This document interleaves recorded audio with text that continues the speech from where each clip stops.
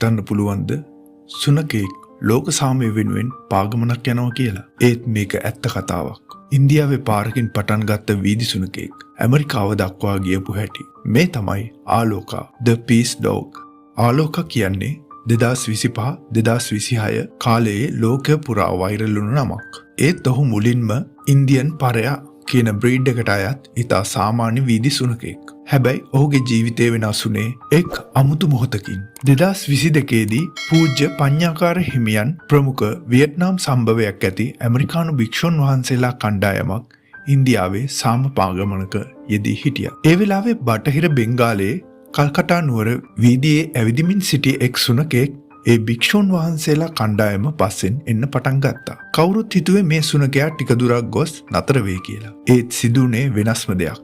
මේ සුනකයා ඒ භික්ෂුන් වහන්සේලා අතහැරලා ගියේ නැහැ. මේ ගමන අතරතුරේදී එයා වරක් කාර් එකකත් ගැටුණා. කීප වතාවක් බරපතල ලෙස අසනීප වුණා. ඒත් ඒ හැම වෙලාවෙම ආයෙත් නැගිට්ටා. ඒ භික්ෂුන් වහන්සේලා පස්සේ යන්නේක නම් එයා නැවැත්තුවේ නැහැ. ඒ වෙලාවේ ඔවුන් තේරුම් ගත්තා මේ ඉන්නේ සාමාන්‍ය සත්වෙක් නෙවෙයි. මේක පතාගෙන ආපු දෙයක් කියලා.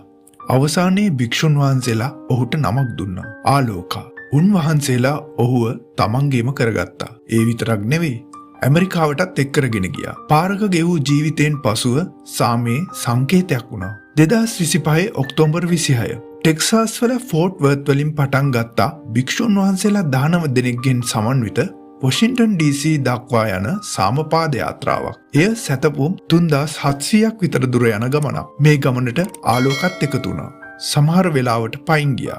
සමහර වෙලාවක වාහනයකින් ගියා. හැබැයි ඔහු තමයි ඒ ගමනේ හදවත උනේ. එයාගේ නළලේ තියෙන හදවතක හැඩයගත් සලකුණ මිනිස්සුන්ගේ හිතේ ආලෝකයට තියෙන ආදරය තවත් වැඩි වෙන්න හේතුවක් වුණා. 2026 ජනවාරි සවුත් කැරොලිනාවලදී ආලෝකගේ පාදය බරපතල ලෙස ආබාධයකට ලක් වුණා. ක්‍රේනියල් ක්‍රූසියේට් ලිගමන්ට් ටියර්.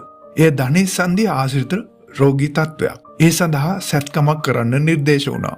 මේ පැයක පමණ සංකීර්ණ සැත්කමක්. දින කිහිපයක් ඔහුට විවේකීව ඉන්න උනා. එක දිගට මිනිත්තු 10ක් වගේ ඇවිදින්න විතරයි වෛද්‍යවරුන් එයාට ඉඩ දුන්නේ. ඒකත් දිනකට 6 වතාවක්. 2026 ජනවාරි 22 සාම පාදයාත්‍රාවේ 89 වෙනි දිනේදී ආලෝක නැවතත් ආවා. ඒ භික්ෂුන් වහන්සේලා අතරට 2026 පෙබරවාරි 10 එනම් 108 වන දිනේදී සාමපාගමනේ අවසාන පියවරයන් කීපය සාර්ථකව යාමට ඔහුට හැකි වුණා. ඔන්න දැන් ආලෝක